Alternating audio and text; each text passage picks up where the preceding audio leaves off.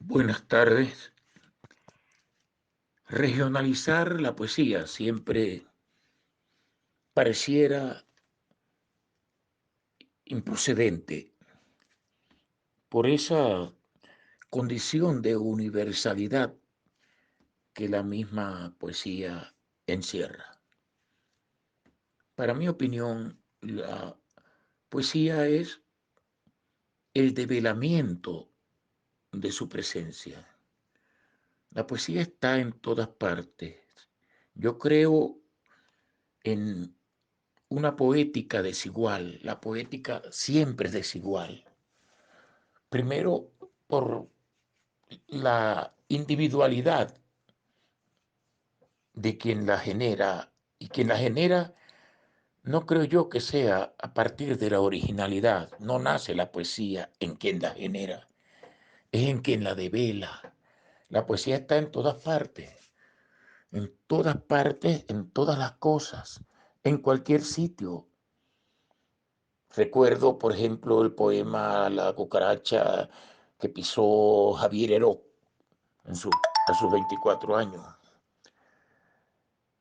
Recuerdo poemas dedicados a un avión, recuerdo poemas dedicados a una silla, recuerdo, o referidos por lo menos, o que un buen ojo lector o un buen crítico puede también descubrir en, en los detalles que va aprendiendo y estudiando en, en los poemas y en sus autores en algunos casos. Creo que lo de la regionalización también tiende a restarle universo, pero eso es para los desentendidos. Ustedes, los que me están escuchando, y yo mismo, si estamos tocando un tema que nos une, no estamos desentendidos de ese tema. Tendríamos un menor o un mayor grado de manejo de esa temática, pero no ignoramos totalmente el hecho poético, como creadores o como lectores o como personas preocupadas por la realidad poética. La poesía no es necesariamente letra, la poesía es un algo, es un enigma que está en cualquier parte, que lo puede develar en el color el pintor, puede llenar de poesía un escultor, una obra de él, y puede ser en la música, sobre todo en la música, la música y la poesía son un solo elemento. El músico y el poeta son necesariamente un solo elemento.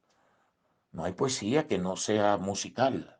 Además sabemos que han estado unidos, pues, la lira y la palabra desde sus inicios. Pero si nosotros recordamos la cultura grecolatina, la cual encontramos o nos encuentra a nosotros a partir de la invasión europea a la territorialidad que ahora conforma las llamadas Américas. Es una territorialidad que se divide en América del Norte, América del Centro, América del Sur. Recordamos por qué se le da el nombre de América. Entonces, pero antes existían nuestros aborígenes, ¿no? Los primeros pobladores y otros que llegaron de, de otros continentes que ya habitaban en estos territorios.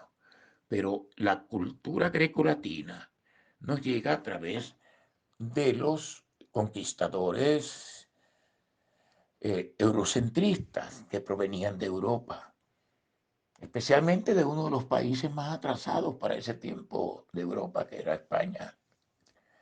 Y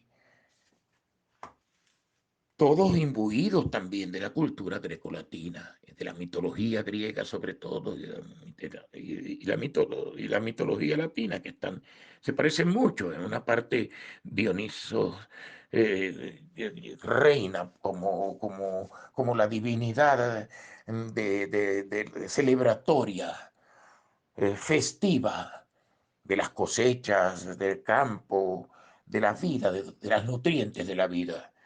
Y es sustituido por Baco, que más o menos trata de ser lo mismo que Dioniso en la particularidad, en la regionalización civilizatoria, que greco-latina, si la ubicamos, nos ubicamos nada más en la territorialidad latina. Pero hay diferencias entre el Dionisos como dios celebratorio de los griegos y el Baco como deidad celebratoria de los romanos, por ejemplo. Hay diferencias, hay diferencias. Entonces, pero eso se unifica al caer en el campo de lo civilizatorio. La civilización que nosotros recibimos por la fuerza se introduce en nuestro marco universal, en, en nuestra realidad territorial.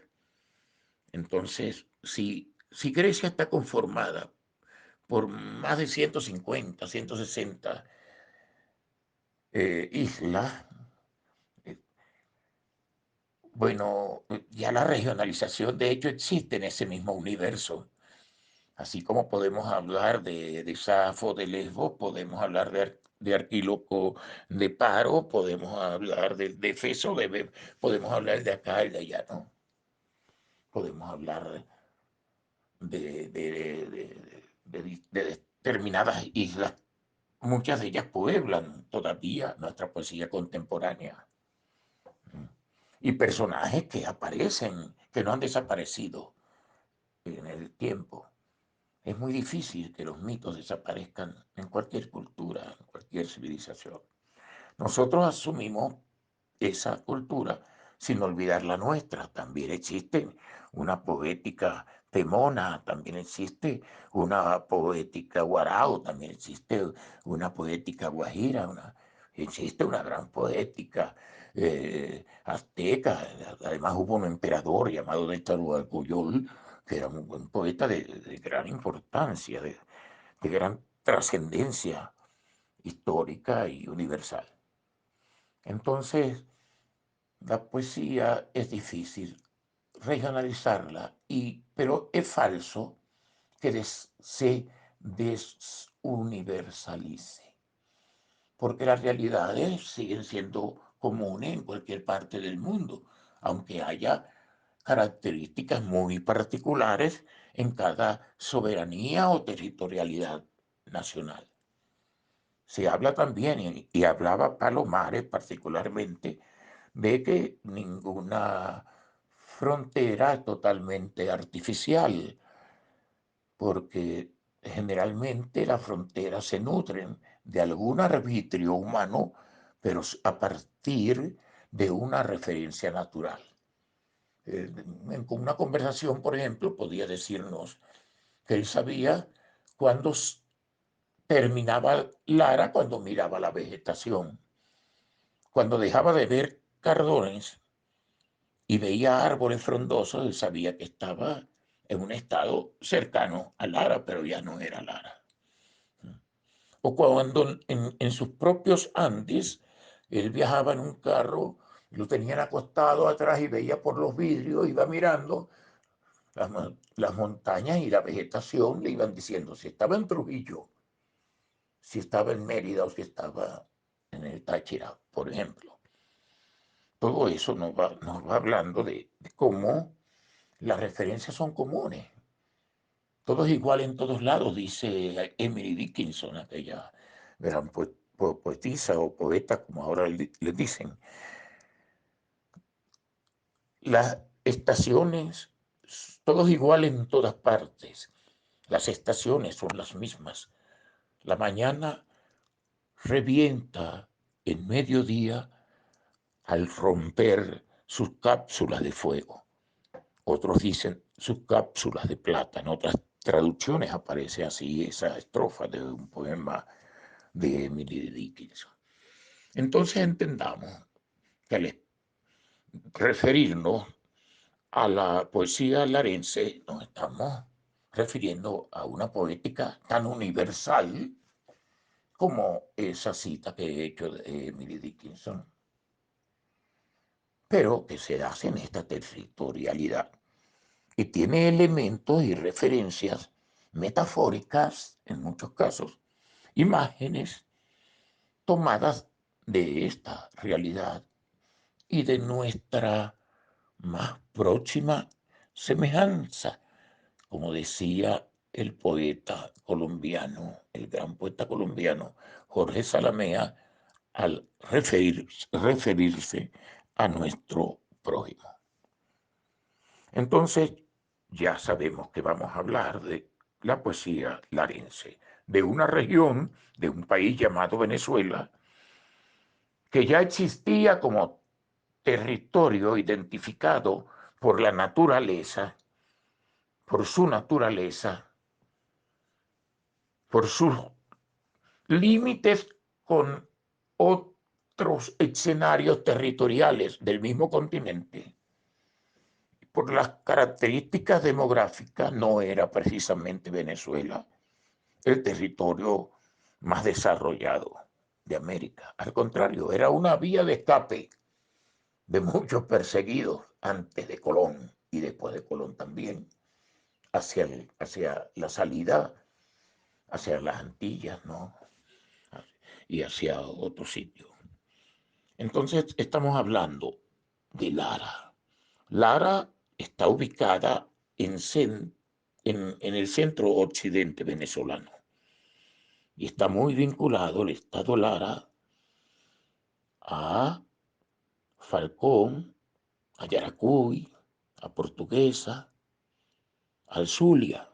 Creo que en algún momento histórico fue el estado Lara, Zulia, Falcón, como después lo fue Lara, Zulia, Falcón, y como después en todo se federalizaron, pues, autonomizaron su administración social. Pero la poética está en todas partes. La poética, según Platón, el mejor discípulo de Platón fue Aristóteles. Según Aristóteles, está en todas partes. Pero un momento, la poesía se identifica, se ubica a partir de la imaginación.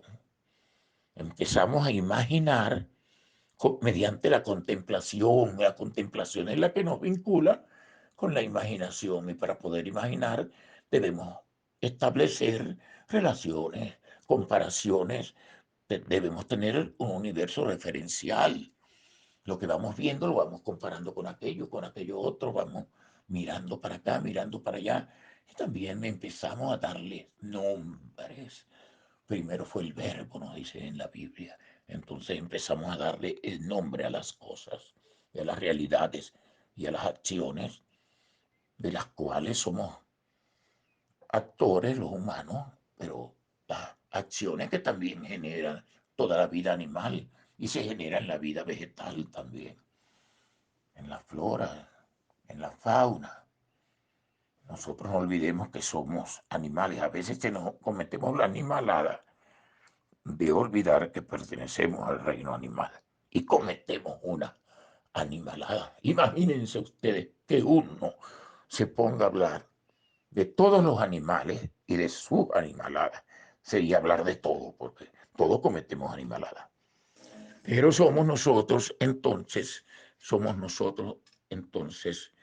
los que nos ocupamos de crear con la palabra nuevas realidades procedentes de la imaginación, los que ejercemos el oficio de ubicar la poesía donde la creemos que está y darle nombre con nuestro manejo del lenguaje.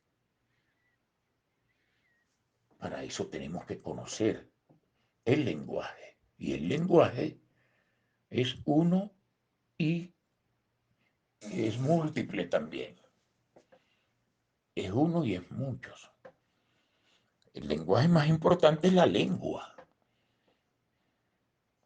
La lengua puede darle explicación a otros lenguajes.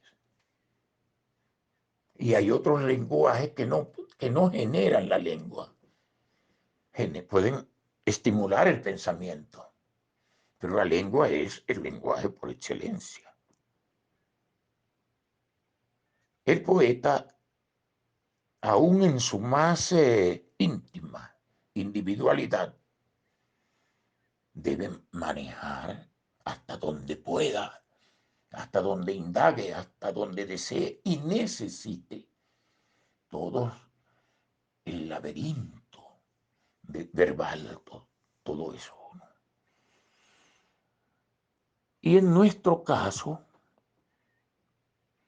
en el occidente de Venezuela y en el centro occidente de Venezuela sucede que Lara hace un triángulo montañoso junto a Trujillo y Portuguesa. Y sucede que el Colegio Federal que se creó en Trujillo fue muy importante. Y creo que allí estudió un señor que se llamaba Gil Fortul, de origen tocuyano. Y creo que allí estudiaron otros también. Aquí también hubo un colegio federal frente al edificio nacional, creo que funcionó, donde luego fue la casa de un primo de Gómez, que fue presidente del Estado, Eustopio Gómez creo que se llamaba. Y el Tocuyo llegó a llamarse la ciudad madre, porque los españoles avanzaron del litoral falconiano, que era tierra muy reseca, buscando vergeles. Y consiguieron, imagínese usted, un río inmenso, ese río Tocuyo,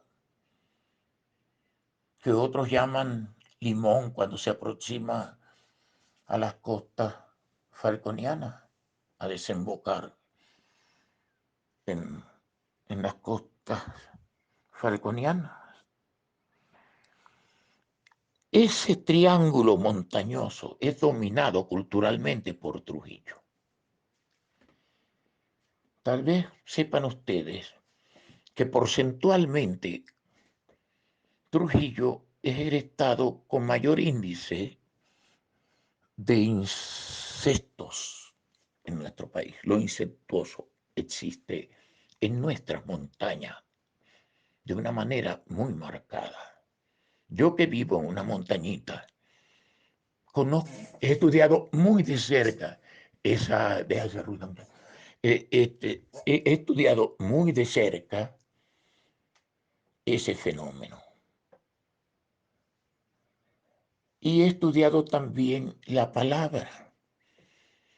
Los estudiantes de la Escuela de Letras del Zulia, cuando mi hija estudiaba allá, y eran discípulos de una profesora que es poeta y que es una excelente persona, que se llama Berta Vega, vinieron a estudiar aquí a un señor vecino que me ayudó a hacer el techo de esta casa y a quien quise mucho, campesino, de Ato Arriba, por los lados de Mocaro, por allá, saliendo hacia Jabón, bajando hacia Carora, por esos lados, como yéndonos de aquí por la montaña Tocoyana, por el Alto Tocuyo, hacia Carora y hacia Trujillo, por ese lado, se llega a Cuica, se llega a Carache, en fin, se llega allá donde, más allá, a Mitón, se llega a Valera, en fin, se llega a Trujillo.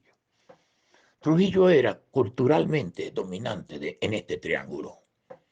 Y en portuguesa ni se diga, porque la montaña portuguesa por ejemplo, Biscucuy, por ejemplo, ese pueblo pequeñito que está ahí al lado de Campo Elías, todo eso está eh, impactado por la fuerza cultural trujillana, que a su vez tiene una salida al mar por el lago de Maracaibo, por Valera, por Motatán, y una vinculación con todos los pueblos de esa costa lacustre que también se reúnen. Hay un triángulo también trujillano, merideño y zuliano, así como lo hay acá. El Vigía, por ejemplo. Bueno, así como lo hay acá. Entonces, al hablar de Lara, tenemos que hablar de los intelectuales de Lara, que formaron, que manejaron la lengua, manejaron la filosofía, manejaron la espiritualidad. Y esa espiritualidad dominante en estos lugares ha sido el positivismo, que en cierta forma es una derivación de, del racionalismo o el cartesiano de aquel filósofo francés. Comte es otro filósofo, Augusto Comte, que pareciera llevar a la praxis ese pensamiento racionalista, que por consiguiente es también comparativo. Y se desarrolla una mentalidad que muchos poetas han dicho, de Barquisimeto, por ejemplo, que es una ciudad fenicia. Hubo, creo, hasta una revista que se llamó Ciudad Mercuria. Parece ser que el positivismo derivó no solo a cosas tan hermosas como los estudios botánicos y lingüísticos de Lisandro Alvarado, y tan hermosas como el pensamiento y la acción ecológica y el amor a la flora de Francisco Tamayo, sino también al pragmatismo del señor Gil Fortuny, que aparte de historiador, muy influido por esas ideas cartesianas, llegó a ser también poeta y a publicar un libro con ciertas virtualidades en la tradición poética. Yo diría que más romántica que modernista en el caso de su poética. Pero su praxis política, no olvidemos que la poética imagina, contempla, imagina y nombra la realidad. Cuando el hombre deja de ser un pequeño, formar parte de un pequeño clan que se entiende con muy pocas palabras o con muy pocos gestos o con sonidos culturales y empieza a darle fuerza y desarrollo a la lengua, también crea la política. La política es la ciencia que administra a la sociedad, pero se nutre parte de la poética, es la imaginación la que la crea y la que le imprime los lenguajes que va a manejar, los lenguajes pragmáticos de la Contraloría, del cuidado de los bienes públicos, de lo que nos hace ciudadanos a todos, la riqueza que es de todos.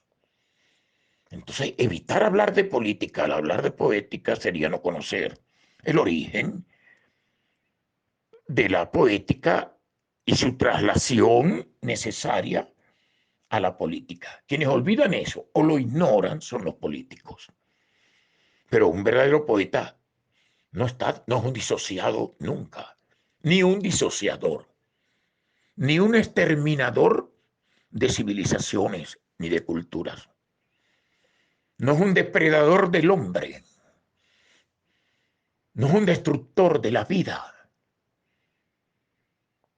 Y ese es el papel de la política, garantizar la vida, garantizar la alimentación, garantizar la seguridad, garantizar que todos seamos felices. Hasta Bolívar habla de eso y otros posteriormente a Bolívar y en muy recientes tiempos también han hablado de la máxima felicidad posible.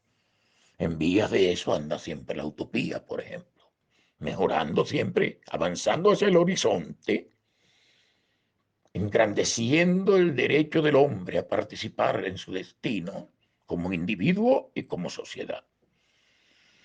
Esta poética la asumen los poetas larenses, pero lo didáctico que ha salido del pensamiento positivista, aparte de esa hermosura, propuestas ya muy bien editadas y estudiadas de Lisandro Alvarado y de Francisco Tamayo y otros, creo que Gil Fortuny va a tener que responder en el transcurso de la historia por su primer positivismo. Él después fue autocrítico de sí mismo.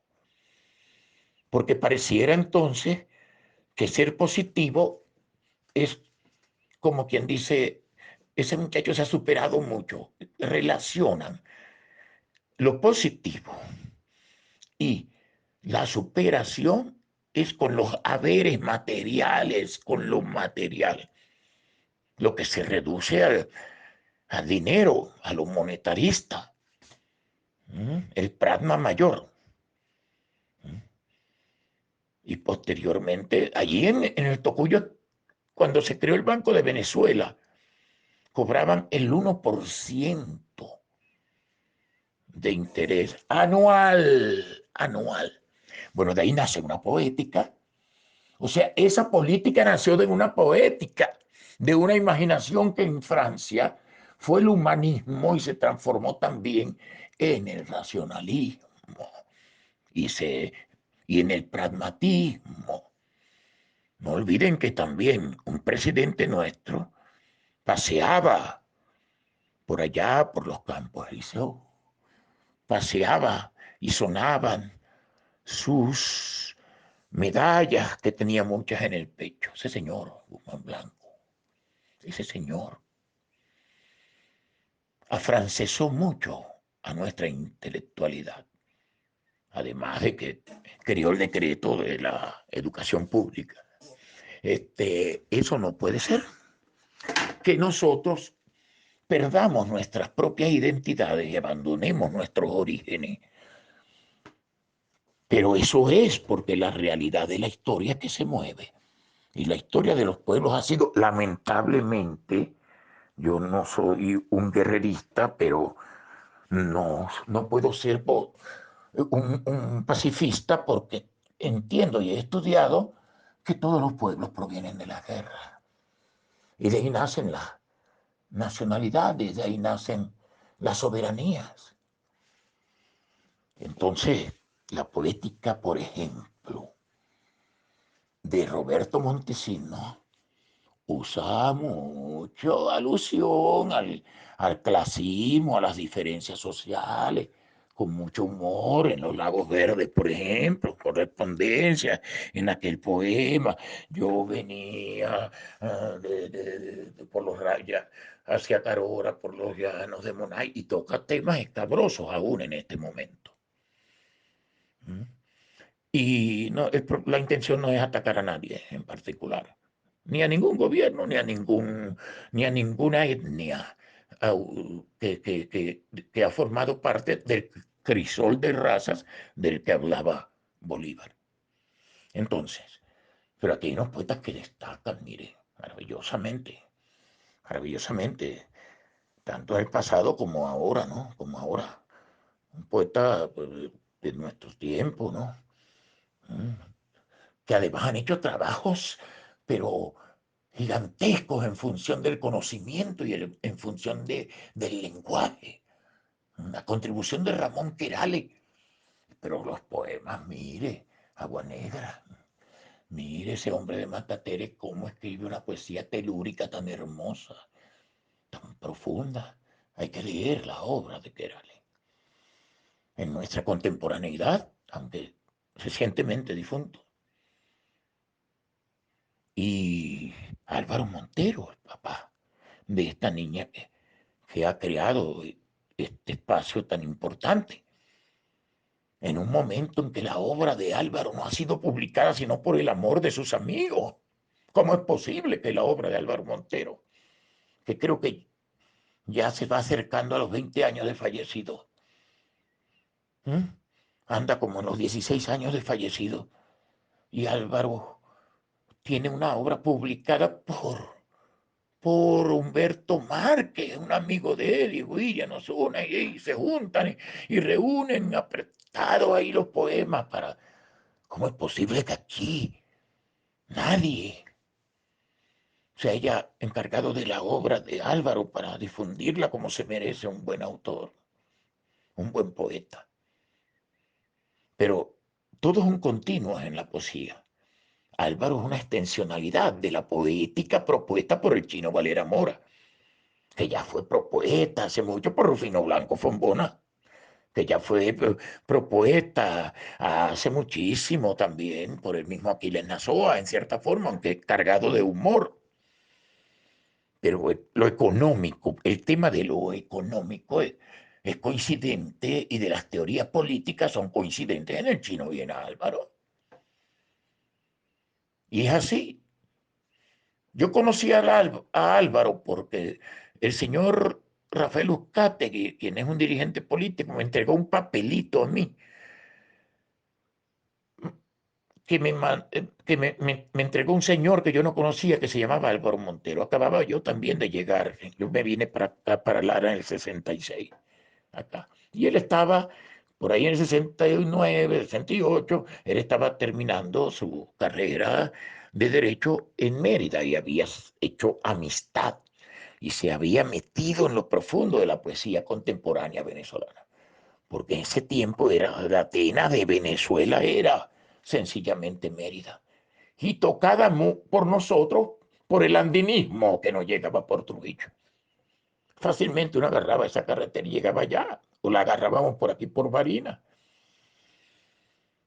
y nos encontrábamos. Eso había una relación de amor y de lucha política, sobre todo por la organización del Congreso Cabima 70, que tiene su parte de la capital, pero tiene su centro operativo aquí en Lara, en lo organizacional, en cuanto a la participación artística y a la participación de impresiones y de afiches. Mérida y la Universidad de los Andes con ese grandioso rector de nuestra historia, Pedro Rincón Gutiérrez. Los poetas, Álvaro Montero, por ejemplo, con la vinculación con mi gran hermano Bayardo Vera, como nos íbamos, un carro que le regaló el papá de Álvaro, por su graduación, ahí nos íbamos todos, Tomás Musel, pintor, lleno de poesía, Gerardo Escalona, que escribe también poesía, y otros, Antonio Urdaneta, uno de los maestros más grandes contemporáneos y a Dios gracias vivos de esta región. Nos íbamos para Mérida y allá leíamos poemas con ellos allá, con Pepe Barroeta, con Pedro Paraima, que era desde Cojedes o desde Cojedes. Y allá nos encontrábamos con un tocuyano que estaba saliendo del liceo cuando yo estaba llegando al pedagógico, que era el gran poeta de Rafael Pérez, y se fue a Mérida. Los libros muy hermosos. Y es un tiempo que se nutre mucho del telurismo, del cual es un maestro. ¿Mm?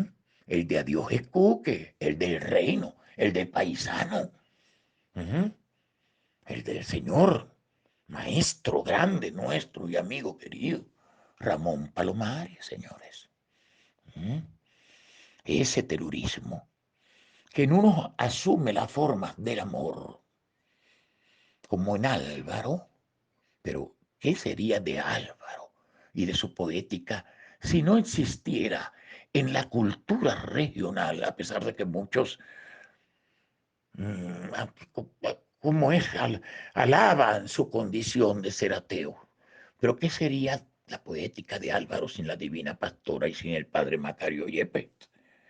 Pero ¿qué sería también sin el capital financiero estimulado por el positivismo tocuyano, donde las hembras más bellas de ese crisol de razas se funden con el capital capitalino y van a conformar familias muy hermosas y que han contribuido a nuestro desarrollo social, artístico? Pero el Tocuyo se quedó solo. Solo no, porque hay un pueblo y hay unos poetas que han salido de allí sumamente importantes y que todavía están allí. ¿Mm? No olvidemos a Ezequiel Bojanda, por ejemplo. Estoy dando saltos en el tiempo, pero son poetas muy importantes. Estos poetas de mi contemporaneidad, aquí, de mi presencia aquí, yo conozco a Antonio Urdaneta, que acababa de ganar un premio en un concurso en Lisandro Alvarado sobre Rubén Darío. creo que era un ensayo sobre Rubén Darío, y conocía a fondo la poética de Rubén Darío. Y yo acababa de publicar en Maracaibo, me acababan de publicar un librito que ya había llegado a Maracaibo y lo estaban leyendo en el tonel, donde estaba Oscar García, estaba muy muchacho Wilmer y estaba Oscar García y otras personas allá trabajando. ¿Mm? Y entonces allí conocí a los poetas a través de Antonio también. Y el papelito que me trajo Álvaro para que me hiciera amigo de Álvaro por orden del chino y nos vinculáramos a otros haceres de carácter político, que no, de lo cual no quiero hablar, pero que algunos conocen. Pero la obra de Álvaro es imprescindible para entender la segunda mitad del siglo XX y el origen, el principio de este siglo y de este milenio.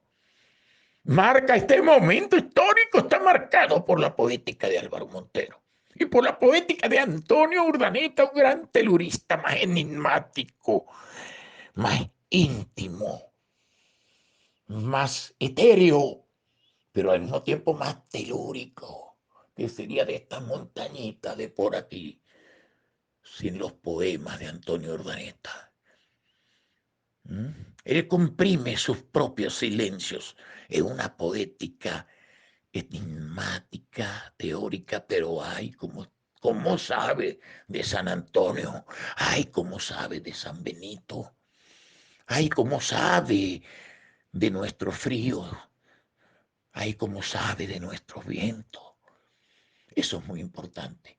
Pero a la ciudad mercuria, a la ciudad mantecaria, a la ciudad que llegó a ser en los años 70, 80, después de Lima, después de Perú, después de Lima, la ciudad más resaltante en el lavado de dólares procedentes de delitos que todos conocemos. ¿Sí? El positivismo estaba en acción en todos estos años, ha estado en acción, amasando fortunas, pero también ha estado en acción, informándonos y llevándonos a amar a nuestra fauna y a nuestra flora y a nuestra lengua, Francisco Tamayo y Lisandro Alvarado. Y el propio Gil Fortul también nos enseña muchas realidades históricas. Tengo que extenderme más, sí, formamos parte de un grupo llamado HOP. ¿Quiénes? Bueno, ahí estaba Antonio Urdaneta,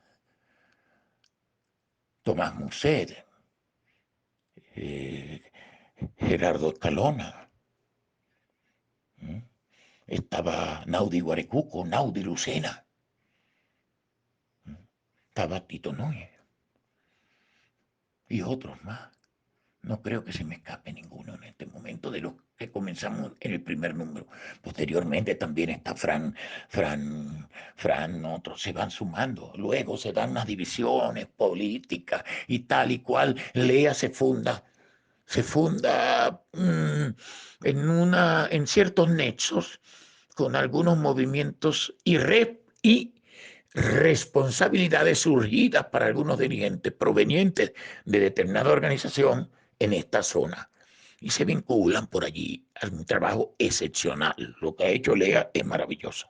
Pero por otro lado surge simbiosis más apegado a la propaganda política y también actividades sumamente importantes en la pintura, recitales en la Plaza de Altagracia, imagínense. Teníamos una plaza para encaramarnos ahí.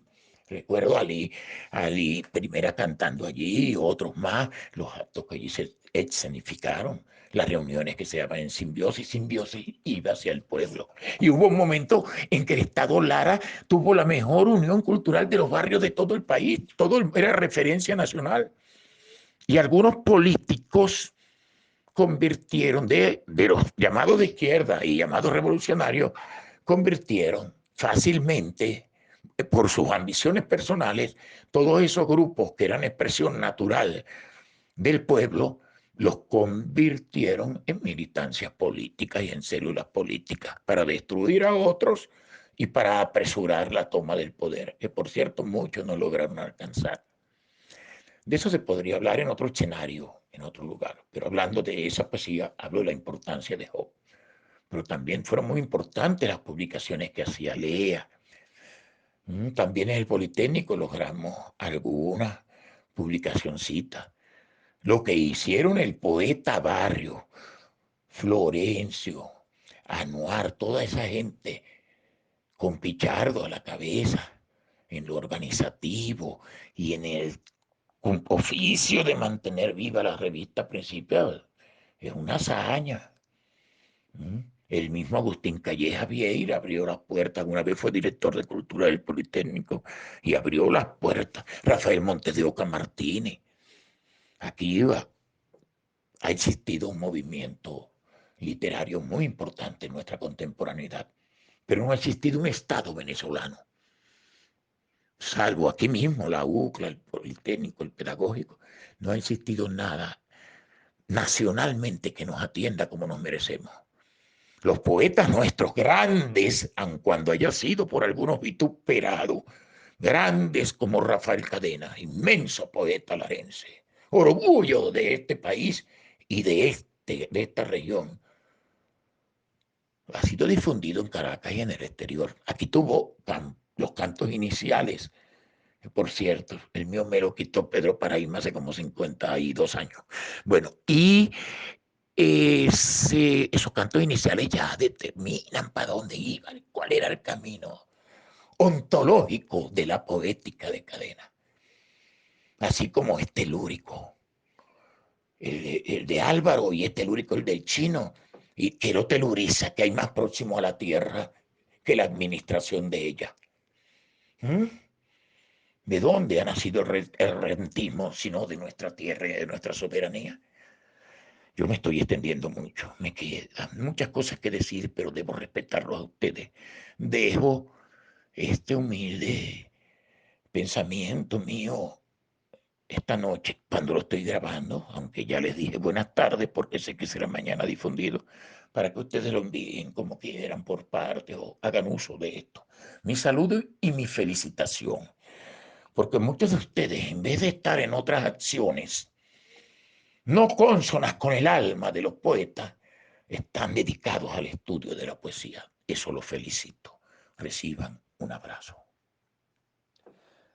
Muchas gracias, Daniela. Muchas gracias. Algún día los libros de tu padre serán publicados en letras doradas.